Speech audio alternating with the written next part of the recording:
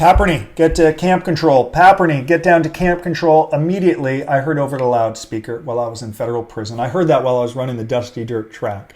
I went down to camp control. I'd been in prison for about 8 months, and my counselor said to me, "You've been served with a lawsuit. I need you to sign this paperwork acknowledging receipt of the lawsuit." I signed it, read the lawsuit to learn that an unindicted co-conspirator in my case was suing me. I took the lawsuit, walked to my locker, put the paperwork in my locker, closed the locker, went back down to the track and finished my long run. About a month after that, I received a letter in the mail from a friend to tell me that a real estate deal that was imminent to close, a deal I worked on before prison, and I was due a large commission, the broker was trying to excise or cut me out of the deal because I was in prison. He figured I would have no recourse. I took that letter, put it in my locker, closed it, went to the library, and I finished writing my blog. I'm going to share the relevance of these stories in a moment as it relates to this terrible, sickening, awful habit that I developed in prison. And it's still with me to this day, 14 years later. It's changed the way I view the world, the way I respond, how I act. And if you've been to prison or gone through crisis, I'd love to know if you're like me, or am I truly nuts and insane and an anomaly? Thank you, by the way, for being here. Come to the White Collar Advice channel. I'm so grateful. I know you're busy, and I want to prove worthy of your time and attention. So please like and subscribe only if you find value. And of course, if you'd like a copy of one of our books, they are free. Don't buy them. It's simply an investment of your time. About 2 years after I was released from federal prison, I had a hearing in front of Judge Stephen Wilson, my sentencing judge.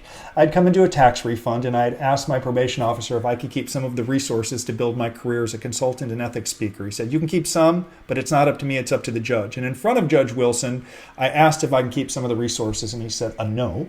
If you don't turn the money over this afternoon, I'm going to send you back to prison." And the last thing I wanted to do was stand for count again in prison.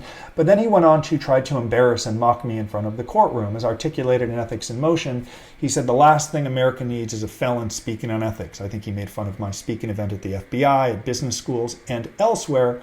And then he said, "Get out of my courtroom and turn this money over." I walked out, went on with my day. In fact, that evening I went to a Dodger game. I think Clayton Kershaw threw a 5-hit shutout. Let's fast forward 3 or 4 years. I woke up online to read that a competitor, if you want to call him a competitor, had anonymously defamed me. When I read it, I knew that it was him, but for a while it impacted my business. Even though it was anonymous, people believed that it was true, and I eventually got a retraction. I'll probably put that up here because I love when people talk about scams and honor and integrity and doing the right thing. Those are all things they say to cloak and hide their own behavior, as evidenced by the settlement that I received. The point is, when I read it, I went on with my day. As quickly as I read it, I moved on. Last week, while taking my daughter to soccer practice, I received a call. I recognized the number. It was a former client of our company who's already been sentenced, gone to prison. He's home and he's on probation. So I recognized the number. And he called and he's like, "Justin, I'm so sorry. I stole from you." And I'm like, "Buddy, I know it's all good. I'm just happy that you're home." "No, I stole from you." And I could tell he wanted to share this with me, to purge, to get it off his chest. He said, "I want to tell you what happened." I said, "Dude, it's all good. I don't need to know. It's all fine. I just wish you success." He said, "What do you know?" And I said, "Why don't you tell me? Why don't you tell me what happened and what you know?" And he told me everything that I already knew, that about 1.5 years ago, when he reached out to our team, he spoke with a salesman who he let go. He's a criminal, a thief, and a fraud, and a crook, claims to be a multimillionaire, yet he used to beg for money a week before he was due to get paid because rent was due and he was going to be evicted. So this total charlatan. And he's like, "This person said to me that this would be a typical $10,000 agreement. And why don't I pay the company $5,000, on the side pay the salesman $2,500. So he makes a little extra without it going to the company, and I'll save $2,500. I took the deal. I'm so sorry. Can I send you the balance?" "I don't want the balance. It's fine. Have a great day. I wish you well. Don't beat yourself up over it. I got to get my daughter to soccer practice." Then 2 days ago, the 18th of September, I'm taking my little man to T-ball. Dude's going to switch hit, by the way. Lefty, righty, strong. He gets it. He's going to be a better baseball player than me. I don't force it. He loves it. This dude's good. My little boy is 5. Natural talent. We'll see. I won't be coaching, by the way. I wasn't able to coach, I learned, because I didn't pass the background check. Another collateral consequence of my conviction. It's all good. It's fine. So I'm taking my little man to T-ball. I received a call from someone to tell me they don't like that I only served 1 year in prison, and they don't like the media and the accolades and success I and our team has had. And for that reason, I can expect some anonymous reviews as if he was a client. And I said, "Buddy, do your worst. Like, have fun. It's fine. Do whatever you want to do. It's fine. I got to get my little man to T-ball. I hung up the phone. Why am I sharing some of these stories? Before I went to federal prison, I was a damn basket case. Basket case. Anytime I would get any bad news, flip the F out. Couldn't eat. Well, I would eat. I was a fat slob. Eat. Online chess, chewing tobacco, couldn't leave the home. I would like lock myself like in my man cave. I couldn't function or do anything. Oh my God, it's an email from my lawyer. The government, oh my God, the pre-sentence report is back. The pre-sentence report is back. I can't do anything today. I can't even leave the house today. The pre-sentence report is back. Like, oh my God. Okay, couldn't do anything. Oh my God, the lawyers called. I owe them another $8,300. Oh my God. No, I can't go to my mom's birthday party tonight. I got a legal bill from my lawyer. This is awful. This is crisis. I can't function or do anything. So as a result of going to prison, I overdid everything before I went in. I totally freaked the F out whenever I got any news that was not even that bad, but I perceived it as bad. And I got to a point where it was so much that I've gone totally to the other side. Like totally to the dark side, man. And it's only a result of going to federal prison. You go through so much as a criminal defendant, the money, the shame, the reputation, the loss, your loss of freedom, pain and shame to family, that you steel yourself. And I have become so emotionless to the point where some people are like, dude, are you putting on a facade? It ain't no facade, man.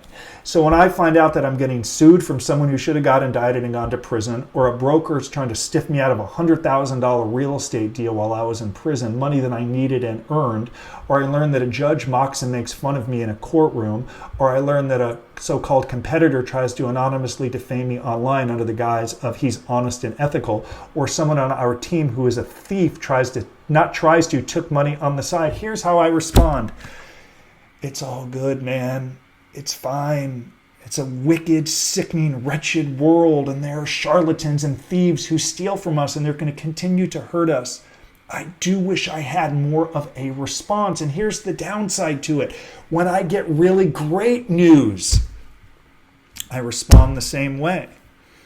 When I learned that I was going to be a father in January, before my daughter was born, I was like, that's great news. I'm so happy. When I've had 6-figure deals come in, it's great. It's wonderful. When I learned that I was going to be a father again, that's great news. Very little reaction, very little emotion. Never too high, never too low. I know Aristotle said there's value in, right, the golden mean. You don't want to take anything to an excess. There's value in moderation.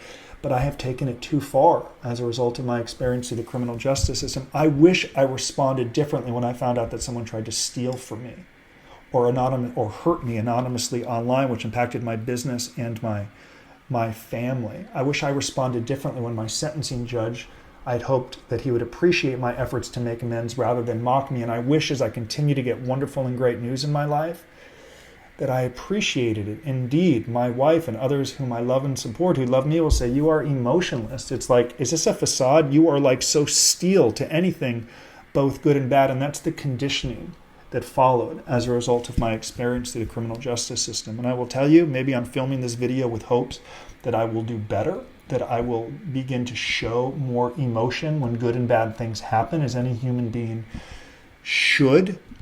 But I'm not sure if I will, because I've tried and it doesn't last long, because when I try to respond differently, I hearken back to how I responded as a defendant. When I got news that wasn't even that bad, but I would take it from here all the way to an extreme as if life was over, and I hated that person that I had become. I hated my inability to respond to things, and now I try to be measured, but I would argue I've taken it too far. And the more good, the more bad that comes, I tend to respond the same way. If you've gone to prison, I'd love to know some, hate for you to tell the world, terrible habits that you've developed. It is cathartic for me to share this story. But what are some bad habits you've developed or you're trying to get away from? Because I'd like to get away from this. But I'm sharing it because if you go through the system, I know there are collateral consequences that follow. I know it is a lasting stain well beyond the federal prison sentence. And I know years after this is over, you're going to be thinking about your time in prison and what you learned from it and how it happened. And I know many of you endure trauma of not visiting prison away from your family and then seeing your children in prison. It can be very hard to overcome. And for that reason, many people, including me, steel themselves to the pain and fallout where I'm a total wall and emotionless despite things that should upset me. Very grateful that you've watched this video as I articulate a terrible, sickening, awful habit I developed in prison, and it's somewhat selfish. Much like the person who called to tell me that he had stolen from my company, he did it in part to speak openly. It was cathartic, to purge, to feel better. I'm kind of doing the same thing. I want to show more emotion. I want to show frustration and rage and anger and this and that. I think it would be healthy. I do. But the next time someone calls to say, we're going to defame you anonymously online, or I spoke with the former sales guy in your team who worked a deal with me to steal from you, or something else happens, I suspect I'll respond the same way. It's all good. It's part of the journey. It's life. Thank you for calling. Have a good day. I'm going to take my little Mandy T-ball. Thanks for watching.